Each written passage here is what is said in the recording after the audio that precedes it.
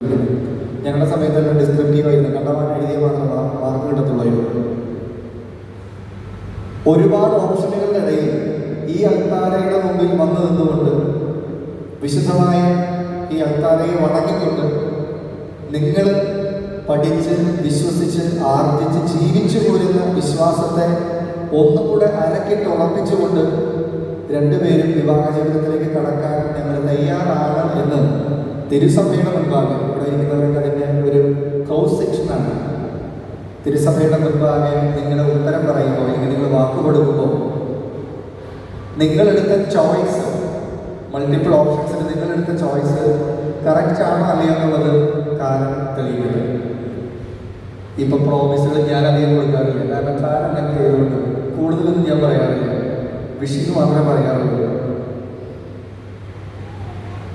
ജീവിതത്തിൽ എപ്പോഴും നമുക്ക് വേണ്ട ഒരു കാര്യം എന്താണെന്ന്, പ്രത്യേകിച്ച് വിവാഹ ബന്ധത്തിൽ ഏറ്റവും കൂടുതൽ അത്യാവശ്യം വേണ്ട കാര്യം എന്താണെന്നുള്ളത് ഇന്നത്തെ സുവിശേഷത്തിൽ ഭംഗിയായിട്ട് പറഞ്ഞു വെച്ചിട്ടുണ്ട്. സ്നേഹം. നിങ്ങൾ എൻ്റെ കൽപ്പനകൾ പാലിച്ചാൽ എന്ന് പറഞ്ഞുകൊണ്ടാണ് ആ ഭാഗം തുടങ്ങുന്നത്. ചേർത്ത് വയ്ക്കുന്ന വാചകം സ്നേഹത്തിൽ ഒരുമിച്ച് നിൽക്കുക എന്നുള്ളതാണ്. നിങ്ങളോടും ഞങ്ങൾക്ക് പറയാനുള്ളത് മാത്രമേ, സ്നേഹത്തിൽ ഒരുമിച്ച് നിൽക്കുക. നിങ്ങളെ ഒരുമിച്ച് നിർത്തുന്ന സിമെന്റിങ് ഫാക്ടർ അത് സ്നേഹം മാത്രമായിരിക്കും.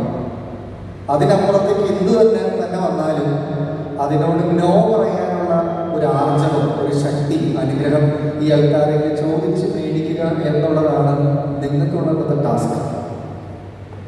പലപ്പോഴും നമ്മൾ ഈ ഇനിയുള്ള ദിവസങ്ങളിൽ pre wedding shoot, wedding shoot, post wedding shoot, ഇങ്ങനെ കുറേ പരിപാടികളായിട്ട് ഈ വഴിയിലെ ചേട്ടന്മാരുടെ അധികം കസർത്തില്ല, ഇല്ലെങ്കിൽ അവരാണ് സാധാരണ കാര്യങ്ങളൊക്കെ കൺട്രോൾ ചെയ്യാറ്. അങ്ങനെ ഒത്തിരി കാര്യങ്ങളിലേക്ക് തിരക്കിലേക്ക് നിങ്ങൾ പോകും. ഈ തിരക്കൊക്കെ കഴിഞ്ഞ് ഒരാഴ്ചയോ അല്ലെങ്കിൽ ഒരു 4 ദിവസം കഴിഞ്ഞ് ഈ ഫോട്ടോ ആൽബം നമ്മുടെ കയ്യിൽ കിട്ടി കഴിയുമ്പോൾ നിങ്ങൾ രണ്ടുപേരും 70 ചിരിയൊക്കെ പാസ്സാക്കി ഭംഗിയായിട്ട് അതിനകത്ത് ഫോട്ടോ ചെയ്തിട്ടുണ്ടാവും. പിറ്റേ വർഷം ആനിവേഴ്സറി മുഴുവൻ എടുക്കും, സ്റ്റാറ്റസിൻ്റെ ഒരു ടാഗൊക്കെ ഇടും, പുതിയ പുതിയ പേരുകൾ വായിച്ചെടുക്കാൻ നമ്മുടെ ചോദ്യമുണ്ടാകും. രണ്ടാമത്തെ വർഷവും നിങ്ങൾ ചിലപ്പോൾ ഒന്നും കൂടെ നിന്ന് ബ്രഷപ്പ് ചെയ്തുകൊണ്ട് വീണ്ടും ഇടും. മൂന്നാമത്തെ വർഷം ആകുമ്പോൾ ചിലപ്പോൾ ആലോചിച്ചിലേക്ക് ഇടായിരിക്കുള്ളൂ. 4ാമത്തെ വർഷം ആകുമ്പോഴേക്കും പറഞ്ഞു വന്നത്രയേ ഉള്ളൂ, വർഷങ്ങൾ പോകെ ഈ ഫോട്ടോയിൽ കാണുന്ന ചിരി നിങ്ങളുടെ ജീവിതത്തിൽ ഉണ്ടോ എന്നുള്ളത് നമ്മളൊന്ന് ചിന്തിക്കേണ്ട ആവശ്യങ്ങൾ വരും. നെഗറ്റീവ് പറഞ്ഞതല്ല, പലപ്പോഴും സംഭവിക്കുന്നതാണ്. കർത്താവ് പറഞ്ഞത് അതുകൊണ്ട് തന്നെയാണ് സ്നേഹത്തിലായിരിക്കണം നിങ്ങൾ ഒരുമിക്കേണ്ടത്. അതിന് ഇവിടെ ഇരിക്കുന്നവരെല്ലാവരും one way or other way നിങ്ങൾക്ക് സപ്പോർട്ട് തരുന്നുണ്ട്. അതിലൊരു ഇക്കോ സിസ്റ്റം ക്രിയേറ്റ് ചെയ്തിരുന്നു. ഇനി നിങ്ങൾക്ക് വേണ്ടത് എന്താ, അതനുസരിച്ച് മുമ്പോട്ട് പോകാനുള്ള തീരുമാനമാണ്. ഇപ്പം മറ്റേ സിനിമയിൽ പറയുന്ന കാര്യം ആദ്യം എനിക്ക് അറിയാവുന്നതുകൊണ്ട് തന്നെ കുടുംബത്തിൽ പെട്ടുള്ള ചേട്ടൻ പോലെ പറയുന്നതല്ല, നല്ല കുട്ടിയാണ്. ഈ ആട്ലീനെ ഞാൻ ചിലപ്പോൾ കണ്ടിട്ടുണ്ടാവും. ഞാനൊരു 15 വർഷം മുൻകൂടി ഉണ്ടായിരുന്നു, 2011-12 കാലഘട്ടത്തിൽ. അത് നിങ്ങൾക്ക് എത്ര വയസ്സുണ്ടെന്ന് എനിക്കറിയില്ല, പക്ഷേ അയാളെ ചെറുതായിട്ടെങ്കിലും കണ്ടൊരു ഓർമ്മയുണ്ട്. ഞാൻ ഈ സമയത്തായിരിക്കാം ആബേലിനോടും എനിക്ക് പറയാനുള്ളത്, കാരണം ലിങ്സൊക്കെ ഇവിടെ പട്ടത്തിന് വന്ന കുർബാനയ്ക്ക് വന്ന സ്ഥിതിക്ക് എനിക്കും പറയാനുള്ളത്, ഈ ആട്ലീൻ നല്ലപോലെ എനിക്ക് പ്രത്യേകിച്ച് പറയണമെന്ന് എനിക്കറിയാം. എന്നാലും നിങ്ങൾ അങ്ങോട്ടും കൊണ്ട് മനസ്സിലാക്കി വെച്ചിരിക്കുന്ന ഒരു ആബേലും ഒരു യാത്രയുണ്ട്. അത് ഞങ്ങൾക്ക് എല്ലാവർക്കും അറിയാവുന്ന ഒരു ആബേലും യാത്രയുണ്ട്. നിങ്ങൾക്ക് മാത്രം അറിയാവുന്ന ഒരു ആബേലും യാത്രയുണ്ട്.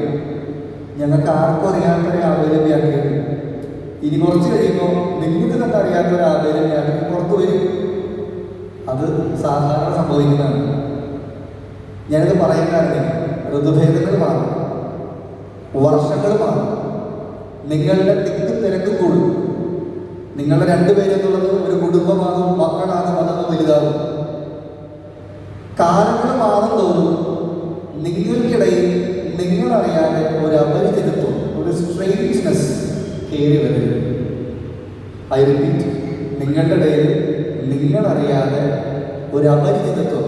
യാത്രിക്ക് ആവേദന നോക്കിക്കൊണ്ട് ഇതല്ലല്ലോ ഞാൻ കെട്ടിയ മുതലെന്ന് യാത്രിക്ക്, ഇതല്ലല്ലോ ഞാൻ കെട്ടിയ മുതലെന്ന് ആരെങ്കിലും പറയാൻ ഇടയാകുന്ന ഒരു അനോണിമിറ്റി നിങ്ങളുടെ ഇടയിൽ കയറി വരരുത് എന്നുള്ളതാണ് എനിക്കുള്ള നിങ്ങൾക്കുള്ള വിഷയം. നിങ്ങളോട് എനിക്ക് പറയാനുള്ളത് അങ്ങനെ ആവാതിരിക്കാൻ വേണ്ടി ഇവർക്ക് വേണ്ടി പ്രാർത്ഥിക്കുമ്പോൾ വേണം. സിമ്പിളായിട്ട് ഞാൻ ഈ സാധനം പറഞ്ഞ് അവസാനിപ്പിച്ചെങ്കിലും ചിലപ്പോൾ ഒരു 2 ജനറേഷൻ മുമ്പുള്ളവർക്ക് ഞാൻ ഈ പറഞ്ഞതിൻ്റെ അർത്ഥം പൂർണ്ണമായിട്ട് മനസ്സിലാവണമെന്നില്ല. കാരണം നമ്മുടെ ഇടയിൽ അതൊരു പ്രശ്നമില്ല. ഇന്നങ്ങനെയല്ല. അതുകൊണ്ടാണ് ഞാനത് പറഞ്ഞത്. അങ്ങനെ ഒരു അനോണിമിറ്റി ഇല്ലാതിരിക്കാൻ നിങ്ങൾക്ക് വേണ്ടത് നിങ്ങൾ പരസ്പരം ഹായും ഹലോയും പറഞ്ഞ് നിങ്ങളുടെ ബന്ധത്തെ പുതുക്കണം. പലപ്പോഴും കണ്ടിരിക്കുന്ന ഒരു കാര്യം, കല്യാണത്തിന് മുൻപ് കല്യാണം ഉറപ്പിച്ചതിന് ശേഷം കല്യാണം കഴിഞ്ഞ് കുറച്ച് നടക്കുക വളരെ രസത്തിൽ പോകും. ചില സിനിമ കഥകൾ പറയുന്നത് പോലെ പാല്, മുട്ട, തേന്, നിങ്ങൾ പിടിക്കുന്ന ഡിഗ്രികളൊക്കെ ഉണ്ടാവും. അതൊക്കെ വെച്ചിങ്ങനെ പോകും. എവിടെ പോയാലും കൂടി ഉണ്ടാവും. സിനിമ ടിക്കറ്റ് എടുക്കണോ? പണ്ടാമയിൽ ഒരെണ്ണെടുത്ത് ഇപ്പം 2 നിർബന്ധമായിട്ട് എടുക്കും. ഒരു ജ്യൂസ് കുടിച്ചിട്ട് കൊടുത്ത് 2 ജ്യൂസ് കുടിക്കും. ഒരു ബിരിയാണി കഴിച്ചിട്ട് കൊടുത്ത് അതിന് 3 കഴിക്കും. അതൊക്കെ കഴിക്കുന്നതാണ്. അങ്ങനെയുള്ള കുഴപ്പമുള്ളത്. പക്ഷേ എണ്ണം കൂടുന്നതിനനുസരിച്ച് നിങ്ങളുടെ സ്നേഹം അതനുസരിച്ച് കൂടുന്നില്ലെങ്കിലുള്ള പ്രശ്നമാണ് ഞാൻ പറഞ്ഞത്. ഇനി മുതൽ നിങ്ങൾ ചെയ്യേണ്ടത് എല്ലാ ദിവസവും ഹായും ഹലോയും പറഞ്ഞേ പറ്റും. അതൊരു നെഗറ്റീവ് ടോണിലായിരിക്കരുത്. ഞാനറിയാതെ എന്തെങ്കിലും വ്യത്യാസങ്ങളുണ്ടോ എന്ന് അറിയാൻ വേണ്ടിയിട്ടല്ല. നിങ്ങൾ അങ്ങോട്ടും ഇങ്ങോട്ടും പറഞ്ഞ് സംസാരിച്ച് നിങ്ങളുടെ ഇടയിൽ ഒരു നല്ല ബന്ധം വളർത്തിയെടുക്കണം. അത് വളർന്ന് വലുതാവണം, അത് പുഷ്പിക്കണം. അതിനായിരിക്കണം നിങ്ങൾക്ക് മക്കളെ ഉണ്ടാകണം. നിങ്ങൾക്ക് മക്കളുണ്ടാകണമെന്ന് അവിടെ വളരണം. അങ്ങനെ വരുമ്പോൾ കൂടിയിരിക്കുന്ന എല്ലാവർക്കും നിങ്ങൾക്ക് നൽകുന്ന പ്രാർത്ഥനകൾ നല്ല ഭംഗിയായിട്ട് പറഞ്ഞു. അതല്ലെങ്കിൽ കുറച്ച് നാൾ കഴിയുമ്പോൾ ഇത്ര നാള് പാലത്തെ തേനെന്ന് വിളിച്ചിരുന്ന ഭാഷയൊക്കെ നമുക്ക് മനസ്സിലാവണം. ലാംഗ്വേജ് സെയിം ആയിരിക്കും, പക്ഷെ ടോൺ ഓഫ് ടെക്സ്ചറൊക്കെ മാറാം. അതുകൊണ്ടാണ് ഈ ഒരു ഓർമ്മപ്പെടുത്തൽ ആദ്യമേ തന്നെ പറഞ്ഞു വെച്ചിരിക്കുന്നത്. ഇനി നിങ്ങളോട് ഒരു കാര്യമില്ല, നിങ്ങളിന്ന് കൊടുക്കുന്നത് വാക്കാണ്. നമ്മൾ കല്യാണത്തിൻ്റെ ദിവസം വരുമ്പോൾ നിങ്ങൾ പറയുന്നുണ്ട് ഇന്ന് മുതൽ മരണം വരെ എന്ന് പറഞ്ഞുകൊണ്ട് ഒരു വലിയ ഡയലോഗ് പറഞ്ഞുകൊണ്ട് നിങ്ങൾ വാക്ക് പറയും. ഈ വാക്ക് ഇന്ന് നിങ്ങൾ തിരുസഭയുടെ മുമ്പിൽ ഇത്രയും ആളുകളുടെ മുമ്പിൽ പറയുമ്പോൾ സ്ഥിരമായിട്ടും ആ വാക്കിൽ ഉറച്ചു നിൽക്കാൻ നമ്മൾ സാധാരണ പറയില്ലേ, വാക്കിന് വ്യവസ്ഥ വേണമെന്നാണ് പറയുന്നത്. അതുണ്ടാവണമെങ്കിൽ തമ്പുരാന്റെ അനുഗ്രഹം ഉണ്ടാവണം. ഞാൻ മനസ്സിലാക്കുന്നതനുസരിച്ച് നിങ്ങൾക്ക് 2 പേർക്കും അതിനുള്ള ഒരു കാത്തലിക് ബാക്ക്ഗ്രൗണ്ട്, ഒരു ക്രിസ്ത്യൻ ബാക്ക്ഗ്രൗണ്ട് ഉണ്ട്. അതിൽ നിന്ന് മാറിപ്പോകുന്നൊരു സാഹചര്യം ഉണ്ടാകരുത്. എന്തും തമ്പുരാനോട് കൂടി ആലോചിച്ച് ചെയ്യാൻ, കൂടി ആലോചിച്ച് പ്രവർത്തിക്കാൻ, തീരുമാനമെടുക്കാൻ നിങ്ങളുടെ മുമ്പിൽ, നിങ്ങളുടെ പ്രാർത്ഥനാ മുറികളിൽ തമ്പുരാന്റെ സാന്നിധ്യം ഉണ്ടാകട്ടെ. നിങ്ങളുടെ കൂട്ടത്തിൽ അതുണ്ടാകട്ടെ. ഇനി മാതാപിതാക്കളോടും ബന്ധുജനങ്ങളോടും ഒരു വാക്ക്. ഇപ്പോൾ നിങ്ങളുടെ ഇവർ കുറച്ചടുത്തേക്ക്, ബാക്കിയുള്ളവർ അല്പം ദൂരത്തിലാണ് ഇരിക്കുന്നത്. ഈ ദൂരം നല്ലതാണ്. ഇതൊരു ഹെൽത്തി ഡിസ്റ്റൻസാണ്. നിങ്ങൾ റോഡിലൂടെ പോകുമ്പോൾ വണ്ടിയുടെ പുറകെ എഴുതി വെച്ചിട്ടുണ്ട് കീപ് എ ഡിസ്റ്റൻസ്, അല്ലേ? എന്തിനാ മെക്കുകാരനല്ലേ? എന്തുകൊണ്ടാണ്? ഇടിക്കാതിരിക്കാൻ വേണ്ടിയിട്ടാണ്. കീപ് എ ഡിസ്റ്റൻസ് എന്ന് പറയുന്നത് ഒരു സേഫ് ഡിസ്റ്റൻസാണ്. നമ്മൾ തളർന്ന് ശീലിച്ചേക്കുന്ന ഒരു ഇതുണ്ട്. വീട്ടിലാരുടെയും കല്യാണം കഴിഞ്ഞ് കഴിഞ്ഞാൽ കൊച്ചു പിള്ളേരല്ലേ, കല്യാണം കഴിഞ്ഞിട്ടല്ലേ ഉള്ളൂ. ഇനി അവർക്ക് വേണ്ടത്ര ഉപദേശങ്ങൾ എൻ്റെ വക 1-2 കപ്പ് കൊടുത്തേക്കാം എന്നൊരു ചിന്ത കാരണമാർക്കും അടുത്ത് കല്യാണം കഴിഞ്ഞ ചേട്ടത്തേച്ചിമാർക്കൊക്കെ ഉണ്ടാവും. ഒറ്റ റിക്വസ്റ്റ് മാത്രമേ ഉള്ളൂ, ഉപദേശിച്ച് വഴികേടാക്കരുത്. അവരുടെ ജീവിതം എന്ന് പറയുന്നത് അവർ രചിക്കുന്ന ടെക്സ്റ്റാണ്. അതിനൊരു പർട്ടിക്കുലർ കോണ്ടെക്സ്റ്റ് ഉണ്ട്. അതെല്ലാവർക്കും മനസ്സിലാവണമെന്നില്ല.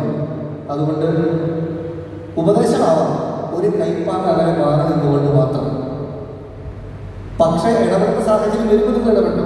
എല്ലാത്തിനും കയറി ഉപദേശം പറയുന്ന, എല്ലാത്തിനും കയറി ചെക്ക് വയ്ക്കുന്ന, എല്ലാത്തിനും കയറി ബോസ് കളിക്കുന്ന ഒരു രീതിയിൽ നമ്മുടെ ബന്ധങ്ങൾ മോശമാവാതിരിക്കും ഇടപെടുന്നത്. അതുകൊണ്ട് ഈ ഹെൽത്തി ഡിസ്റ്റൻസ് എപ്പോഴും ഉണ്ടാകട്ടെ. പക്ഷേ നിങ്ങൾ അടുത്തിരിക്കുന്നത് അൽത്താരയോടാണ്. ഈ അടുപ്പം തമ്പുരാനോട് എന്നും നിങ്ങൾക്കുണ്ടാവണം. അവരെ മാറ്റി നിർത്തിക്കൊണ്ട് ഇവിടെ എടുക്കാനല്ല പറഞ്ഞത്. ഈ സമദൂരം കീപ്പ് ചെയ്യാനുള്ള ഒരു പ്രത്യേക അനുഗ്രഹം നമുക്കുണ്ടാകട്ടെ. ഇത് മാത്രമേ എനിക്ക് പറയാനുള്ളൂ. അതുകൊണ്ട് നിങ്ങളുടെ ഓർമ്മയിൽ ഇത് എപ്പോഴും വയ്ക്കുക. നിങ്ങൾ കൊടുക്കുന്നത് വാക്കാണ്. വാക്കിന് നിങ്ങളുടെ ജീവന്റെ വിലയുണ്ട്. ആ ജീവന്റെ വിലയാണ് നിങ്ങൾ പ്രതിജ്ഞയായിട്ട് പറയുന്നത്. ഇന്ന് മുതൽ മരണം വരെ അതെപ്പോഴും ഉണ്ടാകട്ടെ. ഇവിടെ വന്നിരിക്കുന്ന എല്ലാവരുടെയും പേരിൽ എല്ലാ അനുഗ്രഹങ്ങളും നേടുന്നു. Always keep closer to God. Always keep a distance with all the other things. നിങ്ങളുടെ ഇടയിൽ മൂന്നാമതൊരാൾ കയറി, അതൊരു വ്യക്തിയാകാം, വസ്തുവാകാം, സ്ഥാനമാനങ്ങളാകാം, നിങ്ങളുടെ അധികാരമാകാം, നിങ്ങൾക്ക് കിട്ടുന്ന സമ്പത്താകാം, സാലറിയാകാം, ജോലിയാകാം, സുഹൃത്തുക്കളൊക്കെയാകാം. മൂന്നാമതൊരാളിനെ നിങ്ങളുടെ ഇടയിൽ ഭരിക്കാൻ തമ്പരാനല്ലാതെ ഇട കൊടുക്കരുത്. അങ്ങനെ ഒരു അവസരം ഉണ്ടാക്കരുത്. എല്ലാവരുടെയും പ്രാർത്ഥന നിങ്ങളോടുകൂടി ഉണ്ടാകട്ടെ. തമ്പരാൻ നിങ്ങൾ ധാരാളമായിട്ട് അനുഗ്രഹിക്കട്ടെ. നല്ലൊരു ഔസേപ്പുണ്ടാവും, നല്ലൊരു മാതാവും